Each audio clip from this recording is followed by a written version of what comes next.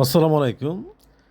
আজকে দুপুরের দিকে অর্থাৎ পত্রিকা থেকে জানা যাচ্ছে 1:18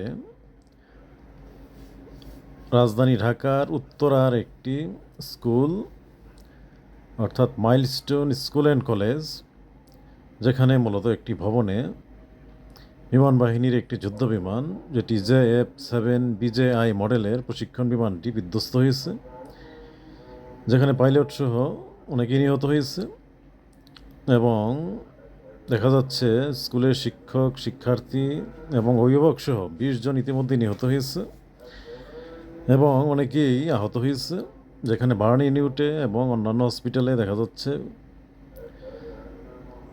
অত্যন্ত মর্মান্তিক ঘটনা, যেখানে মূলত মানুষ চিকিৎসা নিচ্ছে। অবস্থা খুবই করুণ। অর্থাৎ বিমানটি মূলত একটি প্রশিক্ষণ বিমান ছিল, যেটি মূলত বিমান বাহিনীর ক্যান্টনমেন্ট থেকে অর্থাৎ ক্যান্টনমেন্ট এরিয়ার ভিতর মূলত এটি ফ্লাই করতেছিল, প্রশিক্ষণ নিচ্ছিল। সেখান থেকে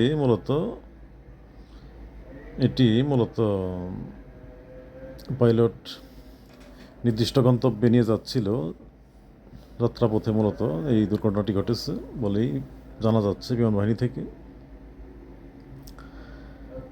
যাই হোক, এই ঘটনায় গভীর শোক প্রকাশ করছি এবং সকল নিহতদের আত্মার শান্তি কামনা করছি। আল্লাহ তাআলা তাদের জান্নাত দান করুক এবং যারা আহত হয়েছে, হাসপাতাল অসুস্থ অবস্থায় আছে, তাদের সুস্থতা কামনা করছি, যতই তারা সুস্থ হয়ে উঠুক। এবং দুর্ঘটনায় আহত এবং নিহত সকল পরিবারের প্রতি সমবেদনা প্রকাশ করছি এবং তাদের প্রতি সহমর্মিতা প্রকাশ করছি। ঘটনাটি অত্যন্ত মর্মান্তিক, যেটি বাংলাদেশের ইতিহাসে মূলত এটি সর্বপ্রথম এত বড় একটি দুর্ঘটনা, বিশেষ করে বিমান বিধ্বংসের ঘটনা। যদিও আগে এরকম ছোটোখাটো দু একবার ঘটনা ঘটেছে এই জাতীয় প্রশিক্ষণ বিমান বিধ্বস্ত হয়েছে, তবে মূলত যে বিষয়টি দেখার যে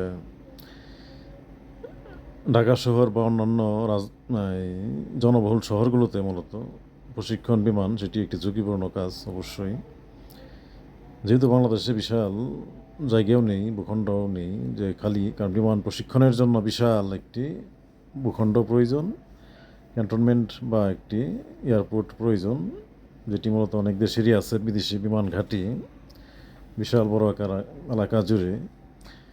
কারণ বিমান যেহেতু এটি অত্যন্ত দ্রুত গতিতে চলতে সক্ষম এবং এগুলোর প্রশিক্ষণ নিতে হয়, স্বাভাবিকভাবেই রাজধানীর মতো বা এর থেকে বিশাল বড় এলাকা জুড়ে একটি বিমান ঘাঁটি প্রয়োজন পড়ে, যেখানে বিমানগুলো প্রশিক্ষণ নিতে পারে। যদি বাংলাদেশে ঢাকার বাহিরেও কিছু বিমানবন্দর রয়েছে, সামরিক বিমান ঘাঁটি, যশোর বা ঘাটাইল বা অন্যান্য এলাকায়, যেখানে মূলত কিছু প্রশিক্ষণ হয়ে থাকে বলে জানা যাচ্ছে। এখন আশা করা যায় দ্রুতই সরকার এবং বিমান বাহিনী উভয়ই মূলত সমস্যাটি কাটিয়ে উঠতে সক্ষম হবে, যেখানে মূলত গ্রামের দিকে যেহেতু বাড়িঘরগুলো ফাঁকা ফাঁকা থাকে, গাছপালা থাকে, বিশেষ করে সুন্দরবন বা ইত্যাদি গাজীপুর এরকম অনেক বনাঞ্চল রয়েছে, এই গ্রামগুলোতে মূলত অন্তত রাস্তার মধ্যে একটি এয়ারপোর্ট অর্থাৎ রানওয়ে সিস্টেম তৈরি করে রাস্তাকে, সেখান থেকে মূলত টেক অফ ল্যান্ডিং ব্যবস্থা রেখে ওইসব অঞ্চলগুলোতে মূলত, বিশেষ করে বনাঞ্চলগুলোর উপর দিয়ে মূলত আকাশে মূলত প্রশিক্ষণটি নিলে মনে হয় বেস্ট হয়। সেই ক্ষেত্রে এই জাতীয় দুর্ঘটনা ঘটলে মূলত বিমানটি গাছপালার উপর পড়বে বা মাঠে, সেক্ষেত্রে বড় ধরনের ক্ষয়ক্ষতির সুযোগ কম থাকে ইত্যাদি বিষয়গুলো হয়তো ভবিষ্যতে বিমান বাহিনী বিবেচনায় নেবে। যেহেতু রাজধানীতে এই জাতীয় ঘটনা ঘটলে স্বাভাবিকভাবেই ব্যাপক ক্ষয়ক্ষতির আশঙ্কা থাকে, যেখানে জনবহুল উচ্চ